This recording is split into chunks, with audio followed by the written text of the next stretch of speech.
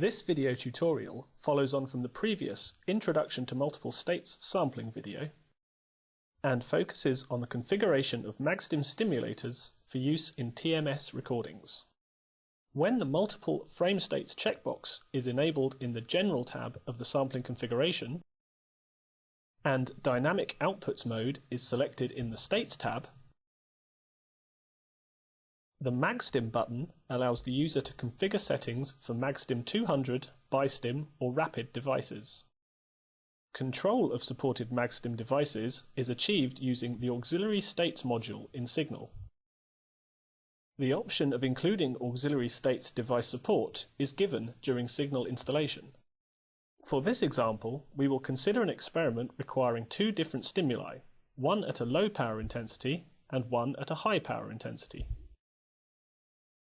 Setting the number of extra states field to 2, as in this example, will allow you to set up 2 additional stimulus settings in the Magstim configuration. In this case, we use one for 20% intensity and one for 70% intensity. An overview of the states settings can be found in the Introduction to Multiple States sampling video tutorial on our website. Click on the Magstim button to configure the type of Magstim to use and a COM port for communication with the unit.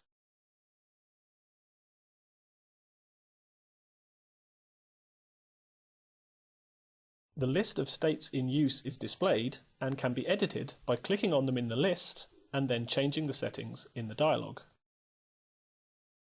Depending on the type of Magstim selected, you will be able to change power intensity, number of pulses, and pulse intervals. This configuration shows the available settings for a single Magstim 200 device. Power settings for each control state can be edited by clicking the state number in the displayed list. State 0 can be set to give manual control of the Magstim device. The Copy to All and Copy Above options are useful for setting up many states quickly. Copy to All copies the currently selected state settings to all other states. Copy Above copies the current state's settings to all higher state numbers. The Test button tests if communications with the Magstim can be established.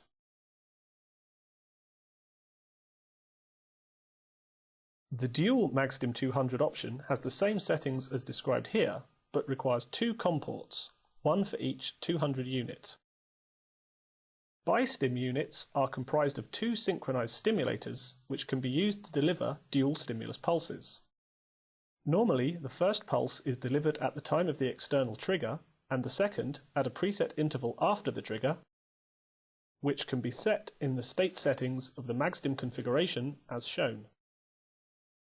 Setting an interval of 0 switches the BiStim into simultaneous pulse mode. In this mode, both stimulators must use the same power level, which is taken as being the main power setting in the configuration, with the power B setting ignored.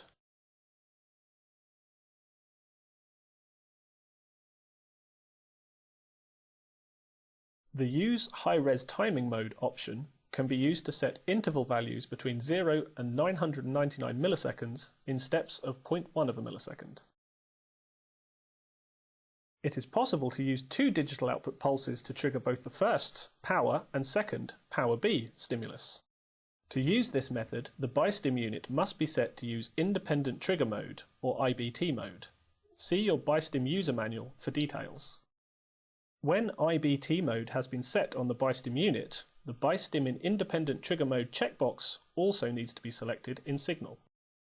This mode requires separate digital output connections from the 1401 to each of the synchronized units in the BiStim device. Magstim Rapid devices are capable of producing a train of stimulus pulses at high rates. The Rapid may have a separate control system that has to be disconnected to gain access to the serial line control port for connection to a PC. See your Rapid device documentation for more details.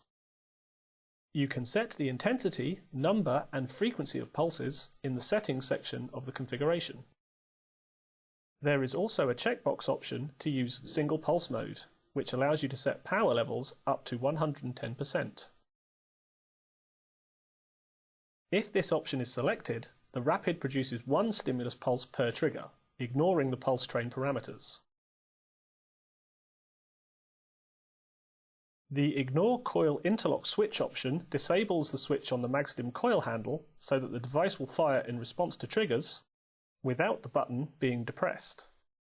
Magstim do not recommend bypassing the switch, as this is a safety feature which should not be bypassed unless absolutely necessary. Rapid devices with the latest version 9 firmware require an unlock code available from Magstim as an additional safety precaution. Once we've set up our Magstim configuration for our selected device, the final requirement is to set up pulse outputs for each state that can be used to trigger the Magstim to deliver the stimulus for the given state. Pulse outputs are created in the Outputs tab of the sampling configuration. This section contains settings for enabling and disabling digital and DAC outputs. For this example of Magstim control, we are only interested in using one digital output. If using a BiStim in independent trigger mode, you would need to enable two digital outputs. One to trigger each of the units of the BiStim. Click on Configure Pulses to open the graphical pulse editor. In our example configuration, the basic 0 state is left blank, as this is going to be our manual control state with no output triggers. State 1 and State 2 each have a trigger pulse set at 10 milliseconds. This will trigger the Magstim at 10 milliseconds into the sampled sweep and generate a pulse at 20% intensity for State 1 and 70% intensity for State 2 as specified in the Magstim configuration. I hope you have found this tutorial on Magstim configuration useful. Full details can also be found in the Signal online help.